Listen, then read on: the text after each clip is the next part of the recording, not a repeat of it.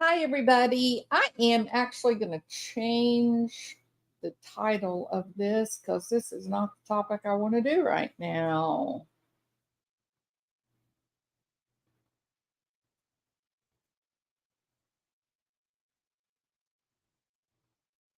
All right, change the title. I'm going to talk about Jeff Lippler later on tonight. Not going to do it right now. All right, if you guys can hear me, put one, please. And then we will get started. Yeah, stuff on too. All right. And I think I've got this set to private too. I need to start all over, I think. I need to start over. One, you like a dream come true. Two, just want to be with you. Think I'm private, and I am. Now we're going public. Let's go public. Good morning, Vietnam. It's not morning, and we're not in Vietnam, but it's a fun line out of a great movie anyway, right? So the reason I did that is because I was talking and my video was private, and I was like, "Good gracious, what's happening here?" So now I've got it all fixed, and now we're ready to proceed. So I am going to be talking about Jeff Lippler later on today. Not doing it right now. I want to do just a short reaction video related to something that I first saw it on Twitter X. If you guys can hear me, can you put a one or your favorite smiley face, or I don't know, whatever you want to do, just respond. Hey, language of horses, voice for the voiceless. Welcome, my friend. Hey, Hoppy Hoppy, Team Doocy Do 222, and Skitty Nona. Welcome. All right, good. So you guys can hear me. Hey, Sunny, good to see you. Well, see, for Sunny, it is morning. Yeah, if you'd been here, Sunny, you would have heard me say, "Good morning, Vietnam." But it's not morning where I am, and I'm not in Vietnam. So, but it's a great line out of a great movie. So there you have it. Jackie Blue. Ooh, Jackie Blue. All right. Tootie, welcome. Kathy R. Great to see you. Sandy Hill, Kaza T. Thank you guys for being here. And yeah, this is going to be, look, this is a reaction. Okay. So I'm just tootling along, minding my own business on Twitter X, making myself stay away from the whole Israeli Palestine mess because I just don't do well with terrorism and it, so if it's been something that's affected your life, you don't play around. It's not a political question. When people are attacked and killed and held hostage and brutalized, all because they have the wrong religion or they have the wrong skin color or whatever, and I just can't abide by that. So I have to insulating myself today, staying away from it, just taking a little bit of mental health break and not being around it. So, all right. So I did happen upon something though that made me go, my God, what's wrong with us? What's happening to us? And so I'm going to start with this old clip. I think I don't remember exactly when it happened. If you'll give me 1 minute, I'll tell you. 3 years ago. So this would have taken place at, the height, I guess, of the whole COVID masking requirements, and all that. And people were really, really passionate. True. There were passion. They were very, very passionate. They were frightened. 3 years ago, people were afraid of, I guess Stephen King, The Stand, coming true. And so people are really weirded out. So I'm a little bit easier with this. I don't know who I'm kidding. I'm not easy with this at all. I think it's horrendous. And I think one of the reasons that I wanted to do this video was for self-awareness, for people to sort of start asking oneself what's happened to us as a people. I know I grew up in a home where, you know, it was primary, it was front and center. um, be nice to other people. If you see someone that needs help, offer help. If someone is having a bad day, do something to either bring some happiness or to lighten their load, right? You don't have to. I was always taught you don't have to agree with other people, but you have to treat others the way you want to be treated, even if you disagree with them. That's okay. You can tolerate disagreeing, but we can't lose our humanity, and we can't lose treating other people with love and respect that we ourselves would like to have in return. And so, you know, I guess it's one of the reasons why I'm having such a uh, startling reaction to more of this just wanton violence over little small things that are really inconsequential, right? And I think we're in trouble if we don't get ourselves under control. I really do think that. Um, yeah, sometimes it definitely feels that way, Lynn. I would agree with you. I am too getting known, and my old fingers. I blame it on my fingers. Okay, all right. So let's listen to this first one. Now, what I did do is I've slowed it down because it happens super fast. I slowed it down. I turned the sound off. So let me tell you what's happening here.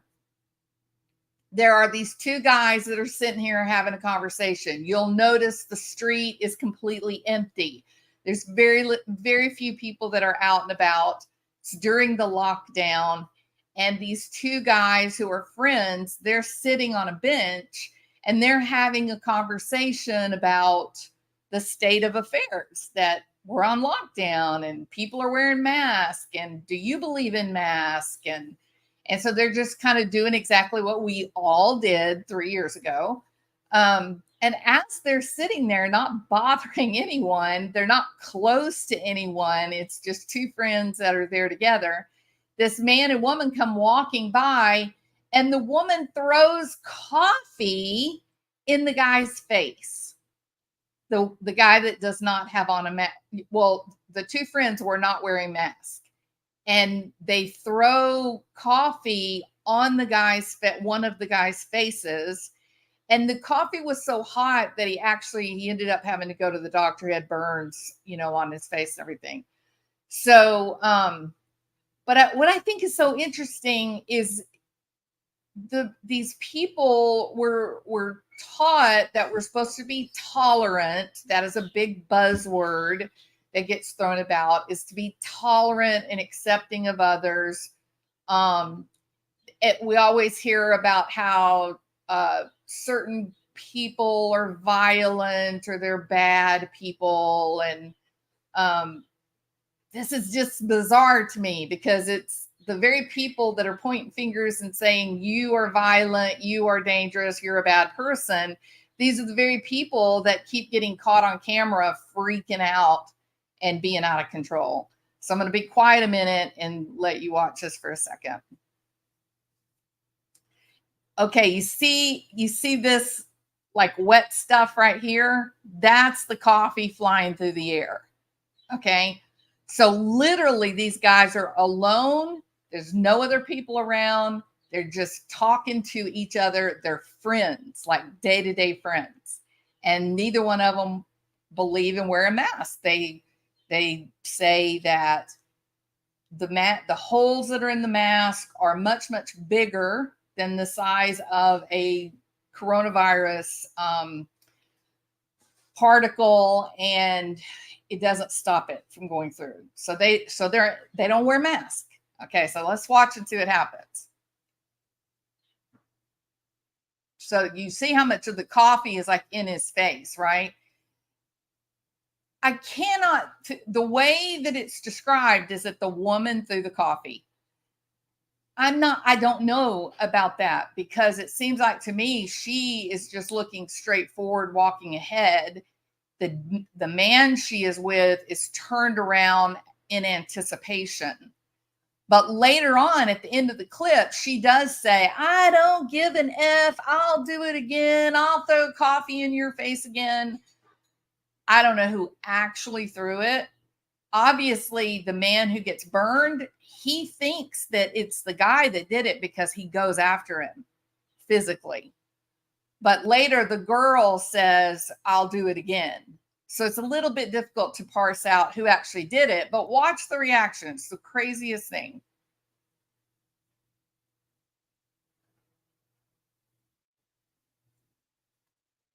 Now, the woman is slinging her handbag at the guy that's going after the man that threw the coffee, or maybe the woman threw the coffee, not quite sure.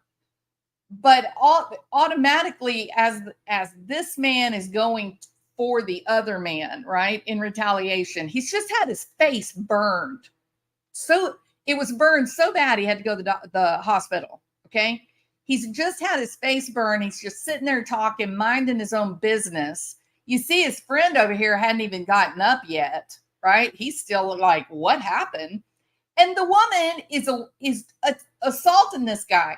Now, I am one of those people, and I say, you don't hit girls. You don't hit girls. You don't hit girls. You don't hit girls. And the reason is because men, the majority of men, can kill a woman with one blow placed in the right direction. Her temple, her esophagus, her nose. Those are areas that you could end her life just with one single punch. Okay. But I'm having trouble with this woman. If she, in fact, is the one that threw the coffee, then she slings her purse to hit this guy. And then watch what happens. This is the craziest encounter ever.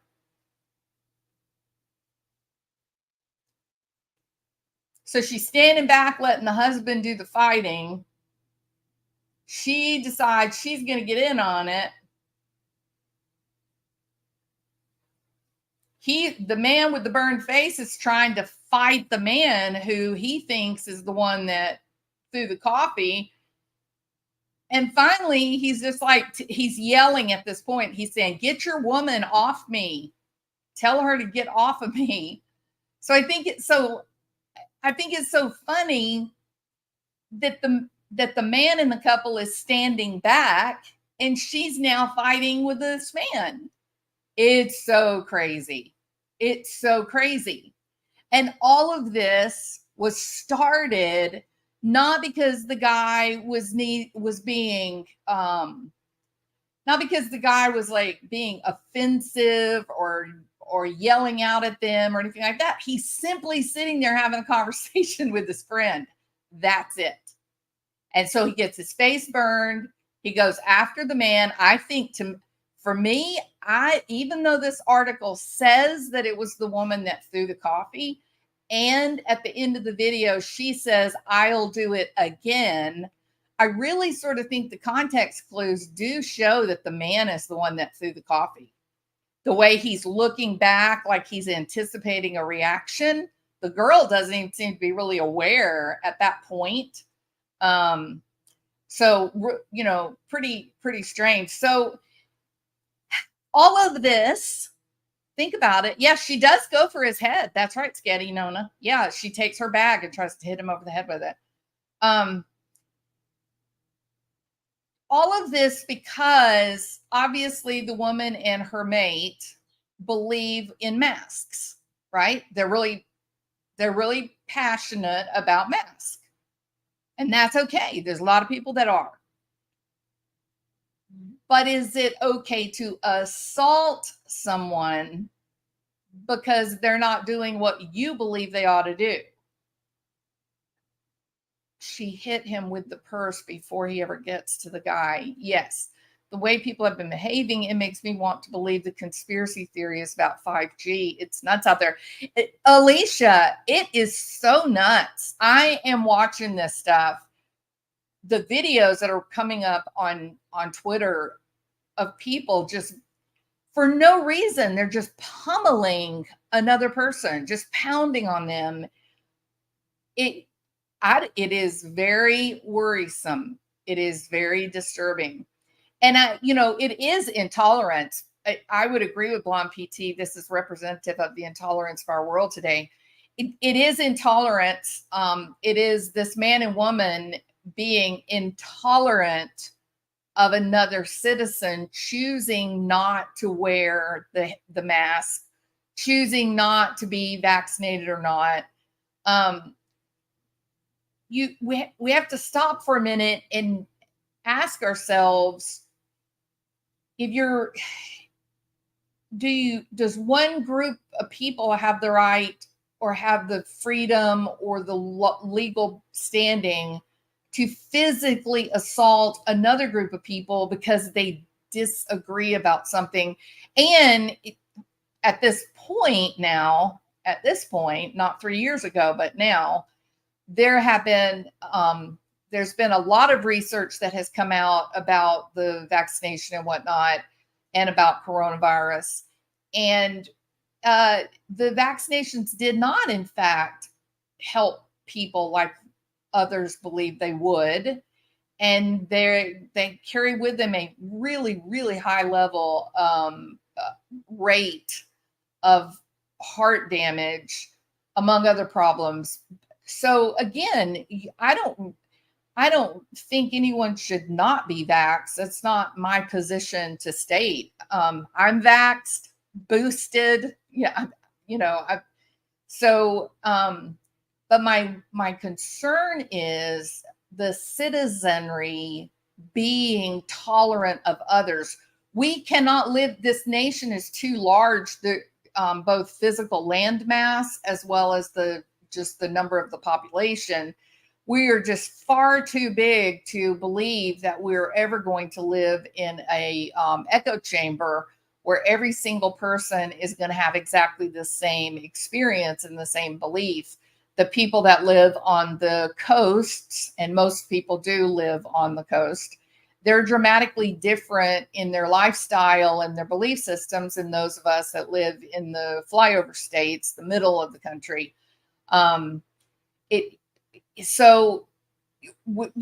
We've moved things have gotten so weird that we've moved so far away from the idea of tolerance. We've told we had to be tolerant, we had to be kind to one another, we had to be accepting of people that were not, that were different than us. That's been achieved, I think, very well. But now we've had this crazy kind of backlash where those people that were asking for tolerance previously, they've now become the intolerant. And it's it's the golden rule, right, St. Elmo? The golden rule, do unto others as you would have them do with you. Be nice to people if you want people to be nice to you. If you want to have friends, act as a friend, right? Present as a friend. But that has gotten lost, and it's gotten so lost. And now we're going to go to the next clip. So give me a second to get it pulled up. I need to pay for the I guess I could use, no, this will be okay. I'll use this one. Okay, so it's a bit odd because I've looked for the full video of this meeting. This is a city council meeting in Massachusetts. I've looked for the full meeting. I can't find it anywhere. The only thing that we're really finding is just this clip that came out. And the clip is of a woman, and her name is Lillian. Hold on, I'll give you the whole. Oh, that's the McDonald's. I'm not going to do cover the McDonald's. Lillian. So this is a Massachusetts town councilor, Lilia Maselli, and there is a man named Kevin McDonald that shows up at the Wilmington Town Select Board meeting. Okay. It's the reason that I was looking for the actual full video of the whole meeting, like from start to finish, is because the reports about what happened during the meeting are really dramatically at odds with one another. And what we're told happens in the video, when you watch the video, it's not at all what happens in the video. For example, if we go up here to whoever posted this, Kyle Becker originally posted this.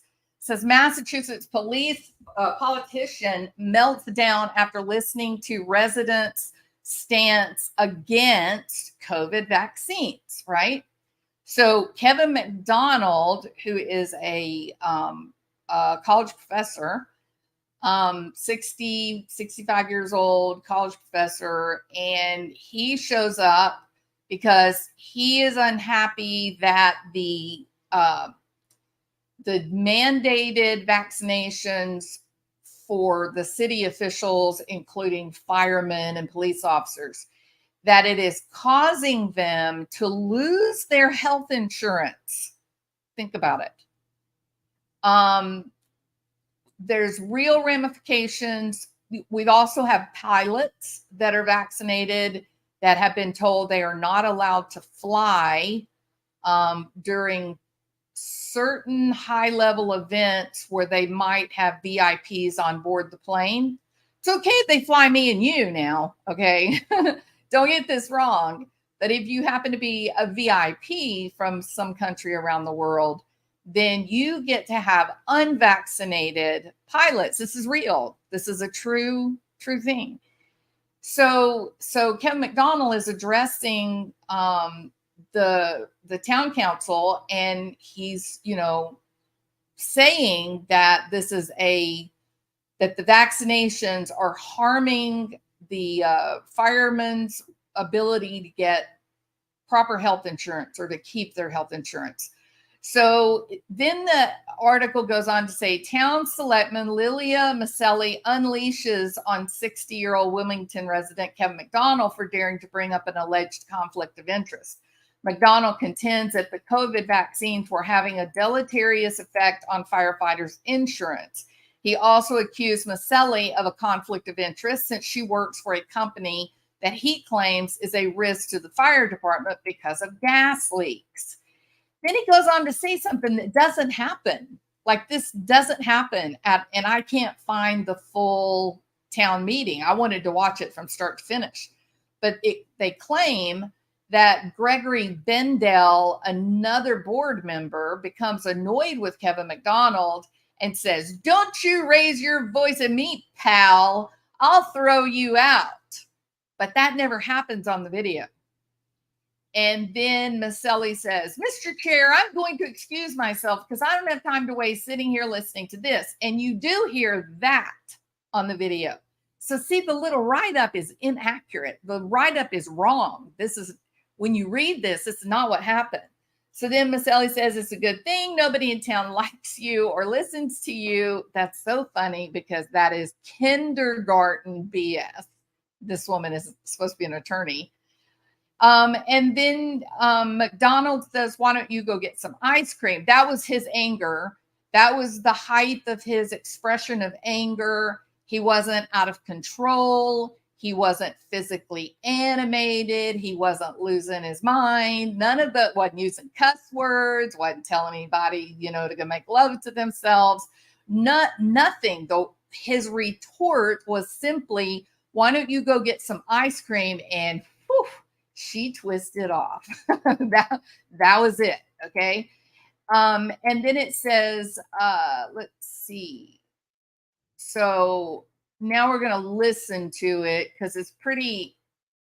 What we listen to is not what was written that we saw was said. So I don't know what the truth is because I can't find the full meeting. So let's listen. Yeah, that's why. Make sure. All those in favor? I am not. It's a conflict of interest. Okay. Really? Yes, it is. I don't. You represent the town. I don't represent Analog to the town. You represent the firefighters. You I do represent the not public safety represent personnel. The job that pays my family's food. Thank you. housing, Have a nice everything. night. Okay. Yeah, thank you for your attention to this matter. Good thing Yep. no one in town likes you. Go- Anything you say. Can I- Go eat some ice cream. Yeah, why don't you go fuck yourself?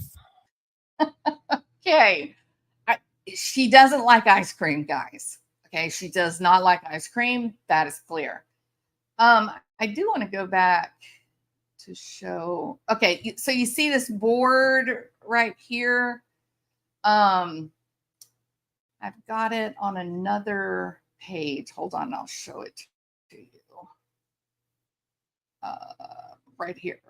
Okay, hold on. I get this pulled up. You can see what I'm addressing. Hold on. I wish it wasn't so cumbersome to.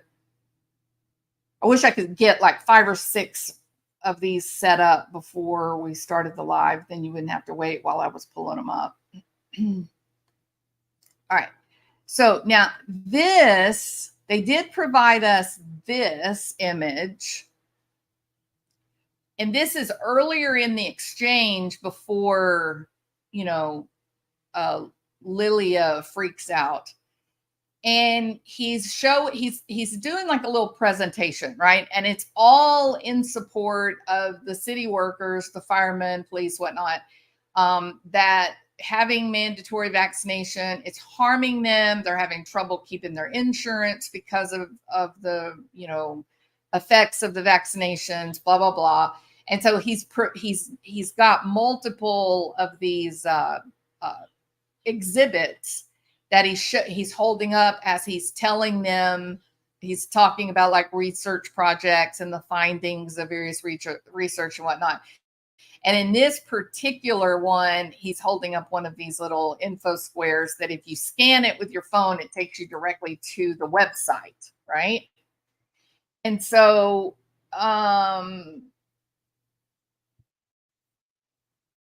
let me go back up here to the story.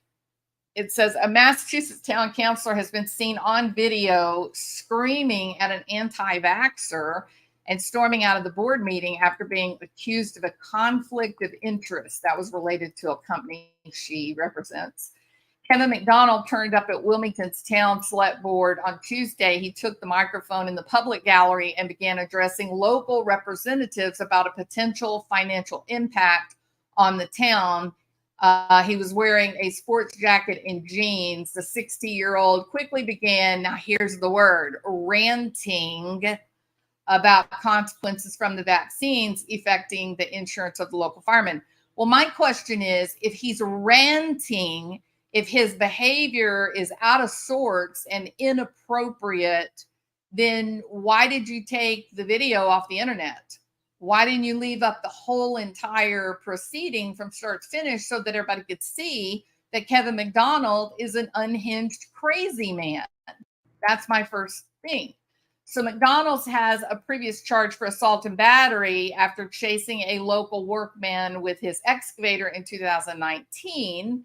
Soon ended up in a face-off with Counselor Lilia, who he claimed has a conflict of interest. So being charged with something isn't being found guilty. So again, why would you put that in there? If he's being a crazy man, if he's being offensive, if he's being inappropriate, show the whole video. Put it up there to show that the guy is out of his mind and he's unhinged.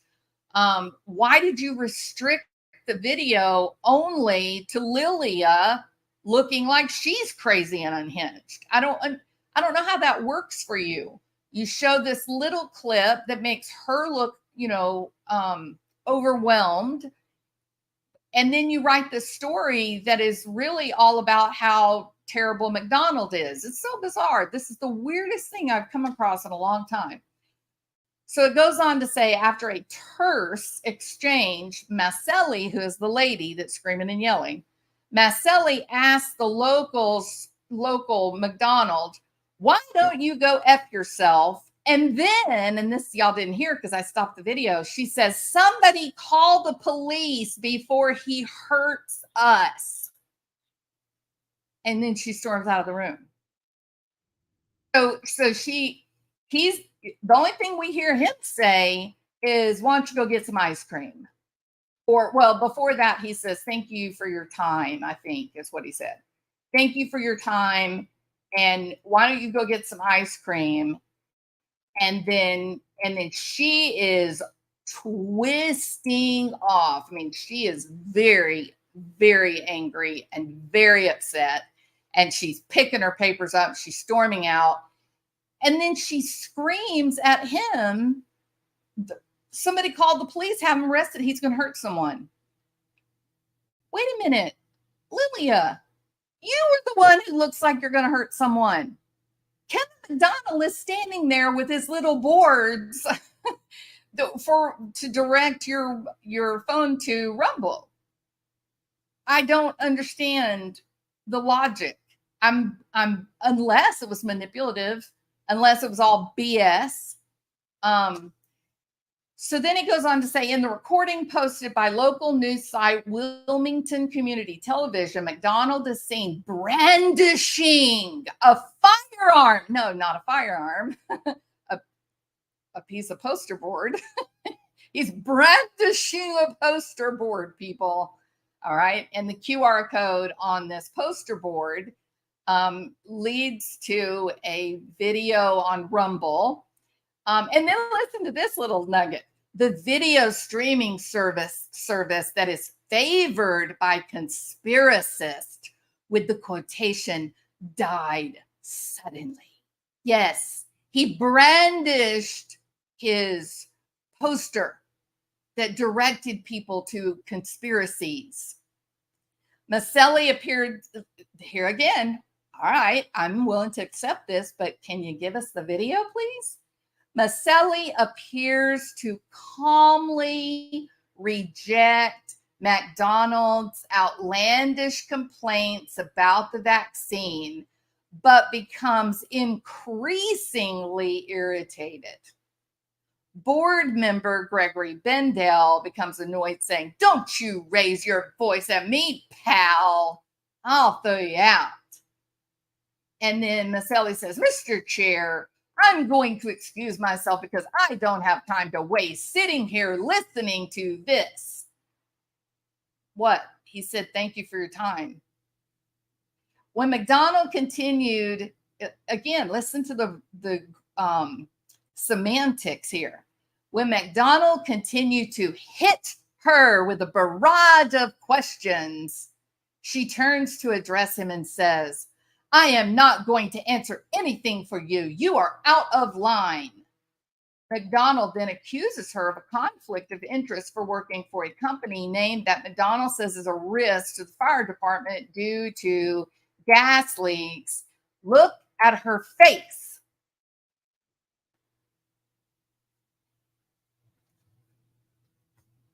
She's furious.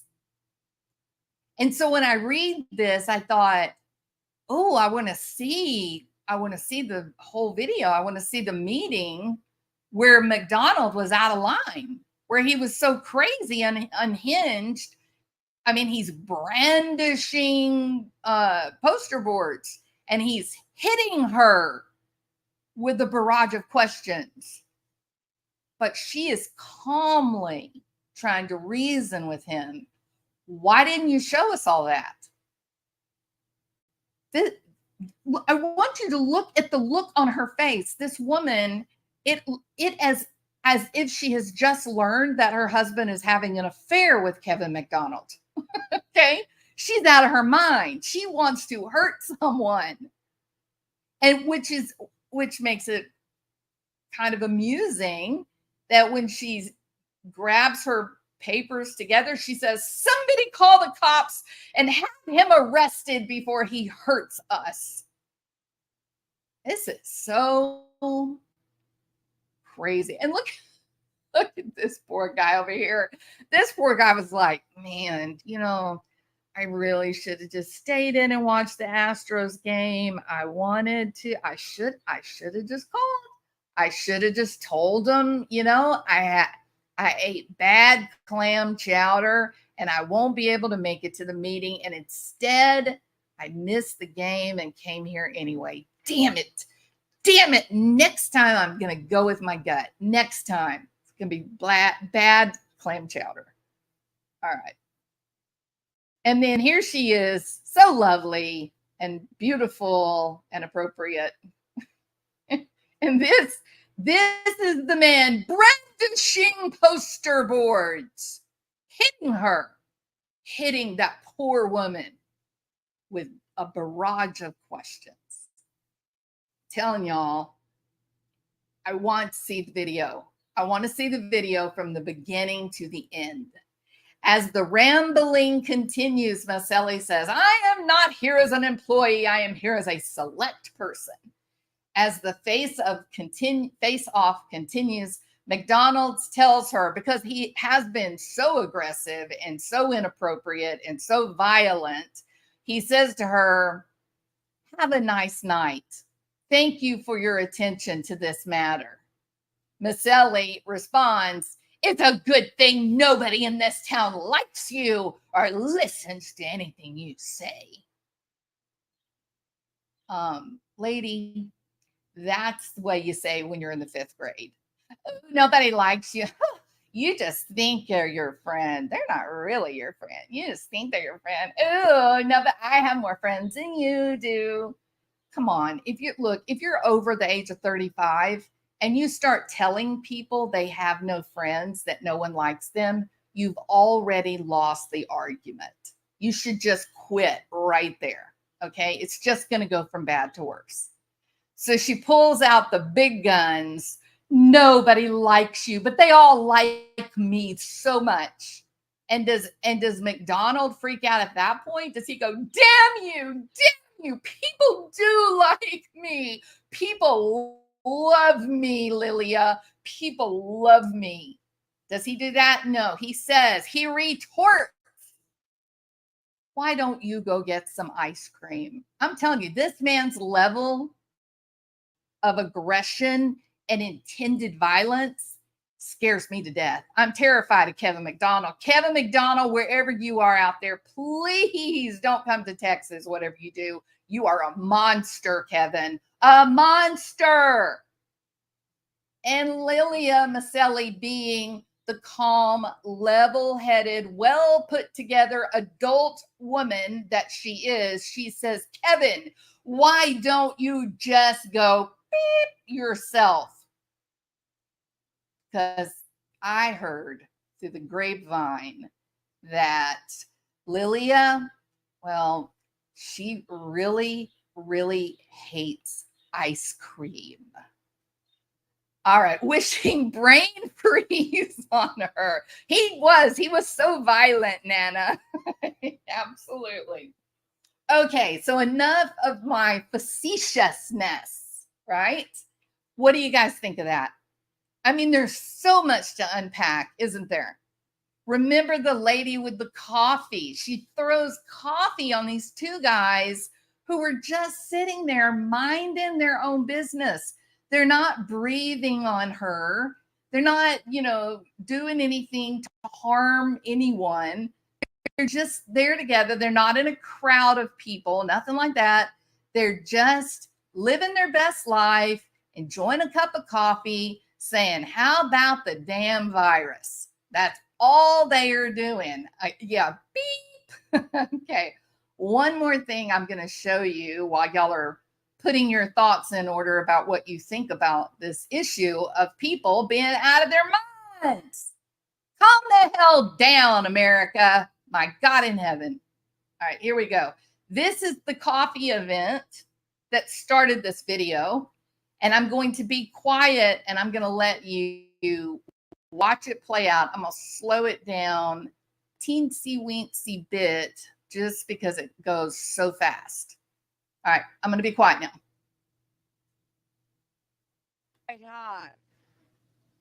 Oops, too slow. Oh, hey, that was dumb. Hey, guys, stop. You don't. Hey, off me. Hey, stop.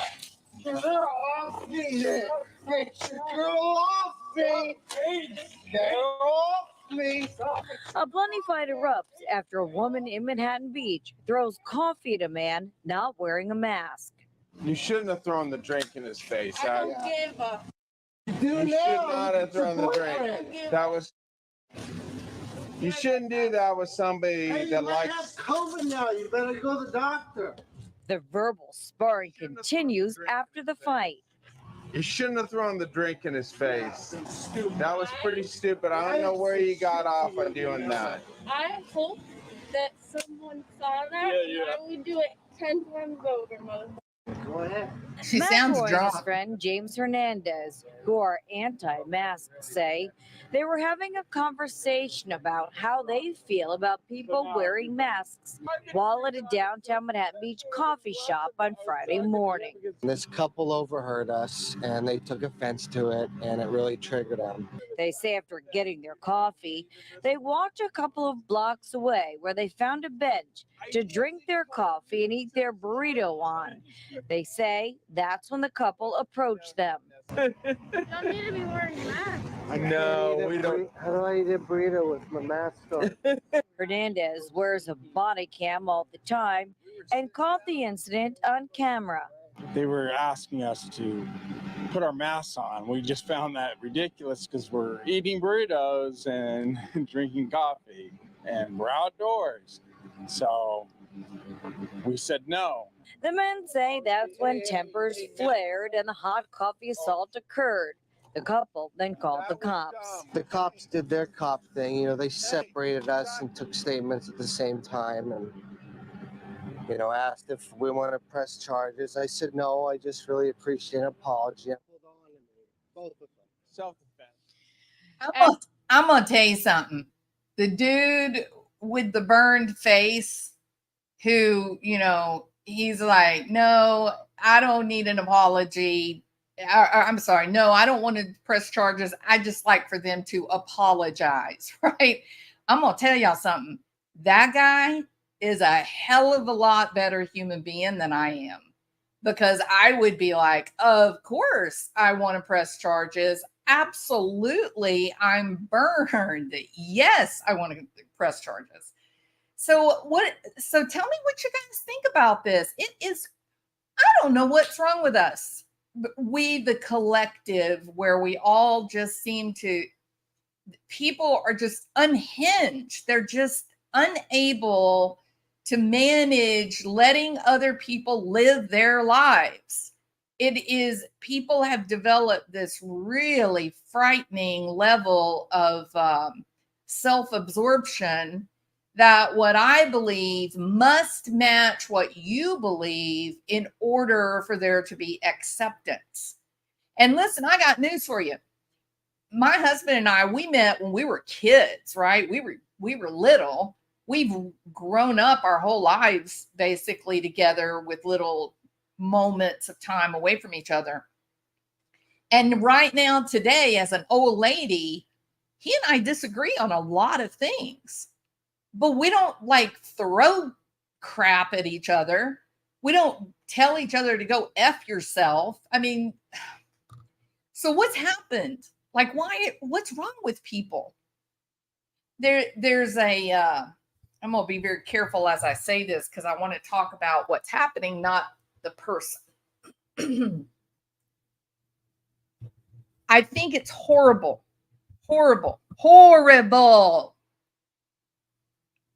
that someone who's trying to develop a community on YouTube and have fun on YouTube and whatnot, that they feel entitled to go after another person on a personal level and attack them. The other person has no idea that the YouTuber has a community, or that she's being targeted. But targeted to a level of looking at another person and saying, you are a Nazi. That person on that channel of there, that's a white supremacist. Do you know in today's world, there are people that if they believe that you were a white supremacist or that you were a Nazi sympathizer in the Klan, do you know there's people that would actually physically try to take you out? Right? I mean, That's the worst thing that another person can be called. So I don't know what's wrong with people. I don't know why our society, and I guess I would say Western society, I don't know why we have developed this belief that other people must conform to what we believe and think. That if other people do not conform to our way of thinking, then they are less than, and they are entitled, that you are entitled to physically harm them. You can call their jobs, get them fired. You can do background checks. You can run articles about them in the newspaper with bald-faced lies. We really do have to start calling this out. When we see it happening, we really have to start saying, you know, I sympathize with you. I agree. I think we should wear a mask. I think people need to be safe. But I don't think you have any right at all to throw hot coffee on someone. I don't think you have any right to scream obscenities at them. You don't have the right to do that. And just because you have a YouTube channel and you love feeding off the misery of another person, you really don't have the right to invade somebody's life that way, even if they are on YouTube, because what you're doing is dishonest. To look at their videos, pick out little tiny elements of the video to turn into really god awful things. You can't do that. Someone is going to target that woman, and it's going to be a nightmare. And she's already living in a nightmare. Her world has been blown up and turned upside down. You don't have the right to do that to another person. You got to check yourself and pull yourself back in.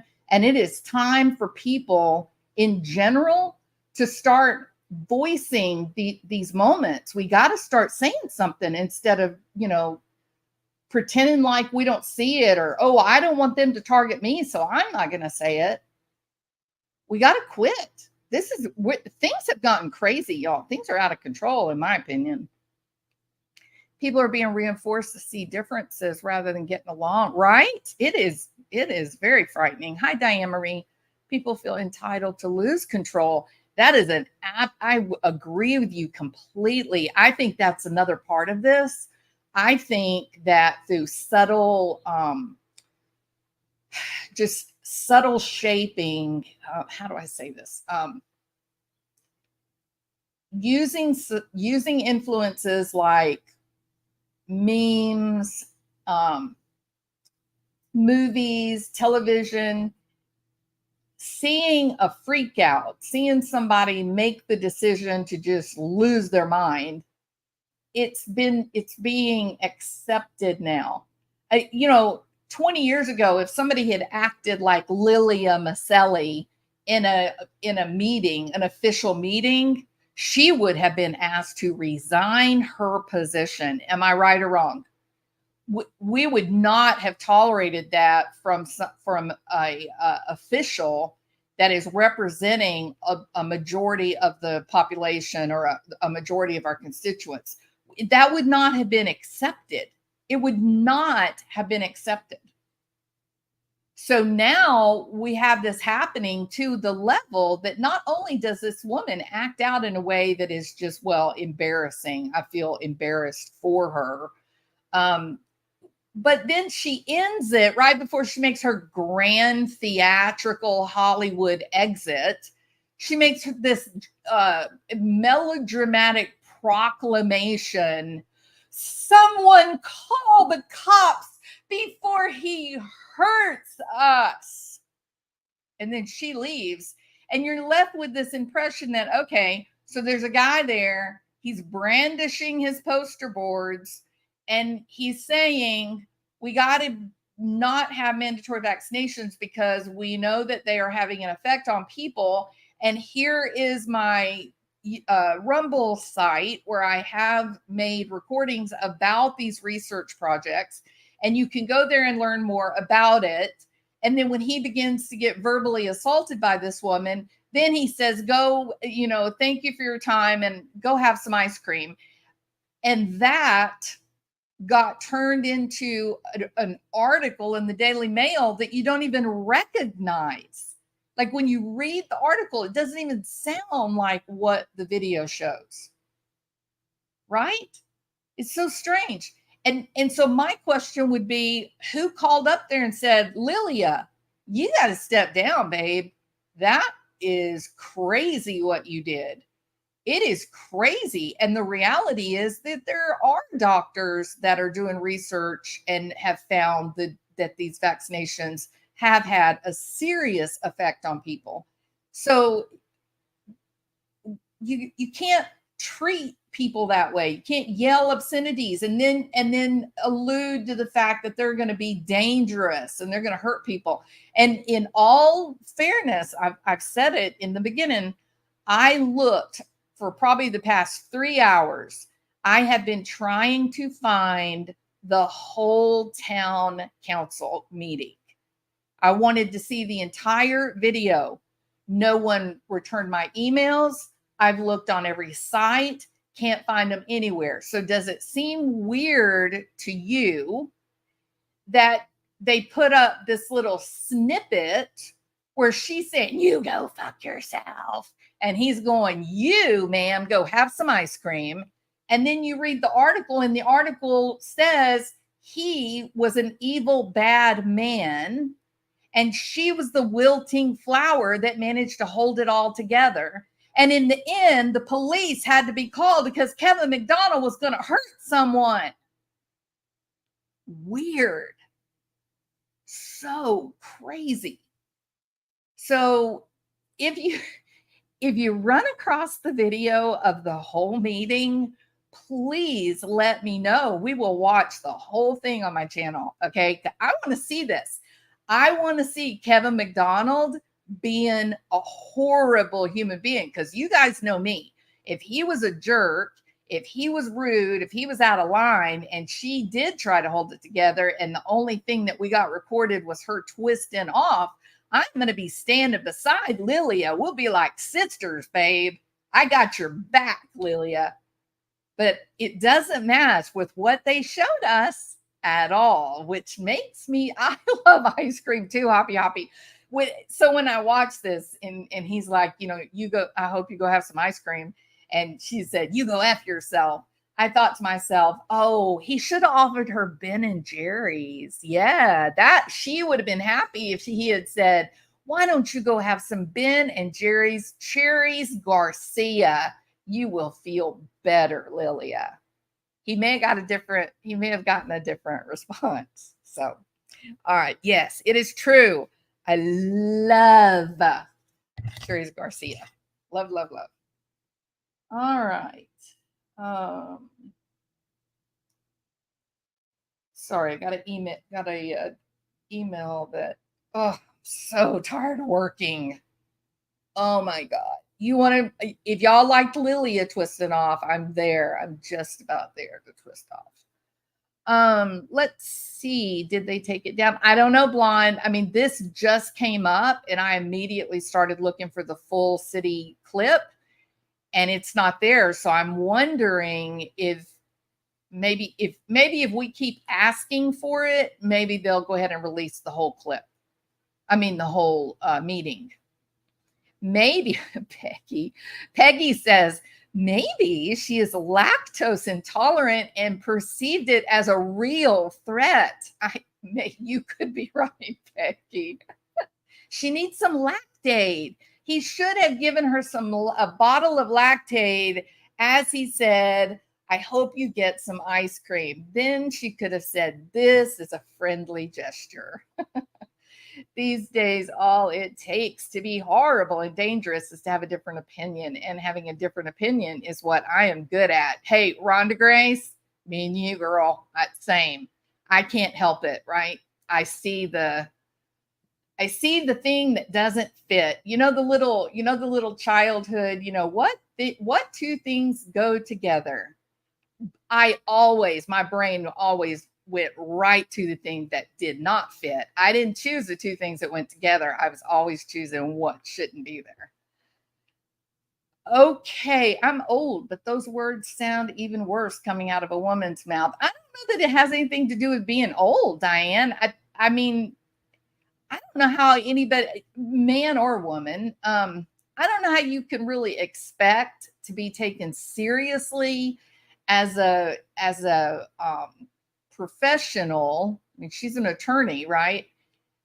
I don't know how you can expect to be taken seriously talking like that. Now, if you're out, let's say you're at with a group of friends, it's a bunch of veterans out there, right? If they, spit out MFing this or damn this, you don't really know, you don't really hear it, right? It's not that big of a deal. But that same exact guy, but in a school board meeting, if he gets up there and starts that kind of language, I'm not going to take him seriously either. So I don't think it's just a woman using that language. Occasionally I've been known to cuss, not, it does come out sometimes. I'm not always proud of it.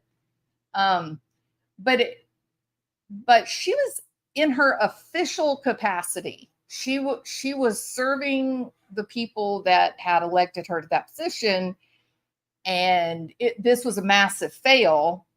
And I thought to myself, why does this article give the impression that she was the victim? Because the clip they included doesn't show that, not a bit. It showed a woman who was livid. The anger, the look on her face was a little bit like what I imagine Iris Eton's face was as she watched AK Rox's video last night. I'm thinking I heard all the way from where Lyris is living now. I kept hearing the sound of breaking glass as Martin and AK Rox talks about Barry Morphew. They would go, and wait a minute. Notice that it's 1941 and Suzanne and Barry are in the truck together, but the Barry is on the Bobcat down in the woods. How did that happen? And then I would hear crash. Yeah, Lyris, it was a bad night for you, wasn't it, babe? I know it was. It's okay. Just breathe deeply. Just calm yourself, Miss Eton. All right. Same hoppy. Yeah. But never when you got your big girl clothes on, right? You got your big girl clothes on. There's a level of decorum that one must meet. The whole job is to listen to constituents. If she can't tolerate a little pushback, that isn't the job for her. If she's an attorney, she's out of control. I wouldn't want her as my attorney. It is a very strange clip. Because like you said, the job is to listen to the constituents. I might even go a little bit further, Critter Watcher. I might even say to listen to the constituents and solve problems. Isn't that what your city councilmen do? Their job is to find solutions, resolutions, compromise, bringing the various factions together in your community that are having disagreements. That is your role. How do you think you're going to have that job and not have citizens that are going to disagree? That is the role. Yeah, I'm with you, Critter Watcher. You're 100% right. Absolutely. Maybe that was clipped purposefully that way by the journalists because they had to politically write the article in a certain way, but wanted the truth to be known. Blonde, I love that idea. You may be right because I'm serious. I'll tell you this.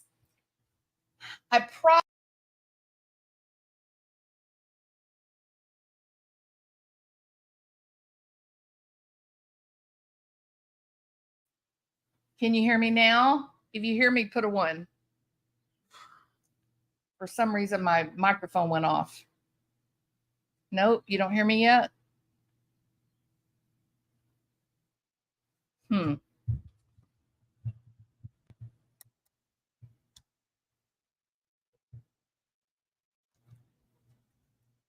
Oh, you can't hear me. Okay, I'm going to try to be really careful here. All right.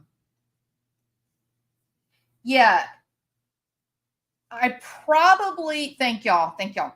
I probably would not have even really given this little clip much thought at all. I mean, I might have like chuckled a little bit and then gone on to the next story. But what made me stop and really pay attention was how different, hi Angel, how different the clip that I had just listened to, how different it was from the written description of what happened. That is what sucked me into the madness, right? That's what captured my attention. And then 3 or 4 hours later, I'm still working on it. And I think, this is a good video. This is a good topic to discuss. So I like what Blonde PT said. Maybe this is one of those situations where, the writer was sort of forced to write this story. If somebody's anti-vax, you've got to paint them as a crazy conspiratorial type nut, right? And maybe the writer said, yeah, I have to do that, but that's not really the way this situation played out. There's a million situations out there. There are some crazy anti-vaxxer people. I mean, everybody has the ability to twist off at times, but this situation was very different. So maybe you could be right, Blonde PT. There was another. Hold on, let me get this one pulled up because this story is different. Still, a guy freaks out, loses his mind.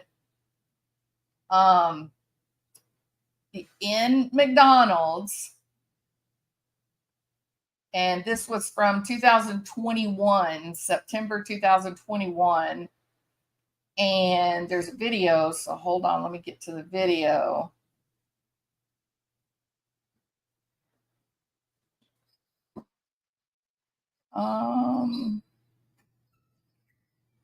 Actually, I think this was the one I couldn't get it to come on. When you try to play it, it takes you to this Vancouver drug market.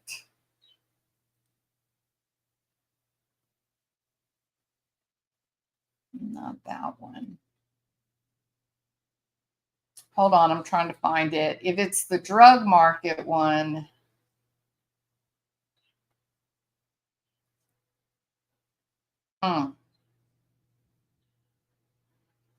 Maybe I can. I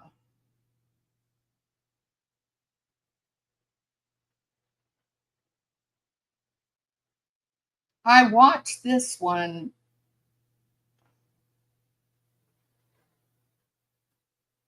Okay, let me see if I can find this on YouTube. Hold on.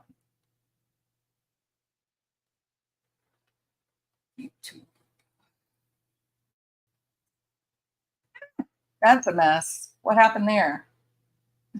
Stop sharing. All right. So let's go to YouTube. Oh, you know what? Shoot. My computer freaks out every now and then and does this. I don't know if I'm being hacked or maybe that'll work.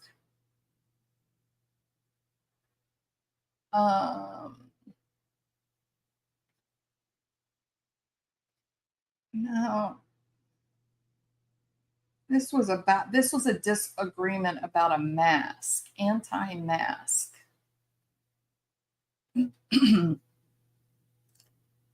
Oh, man.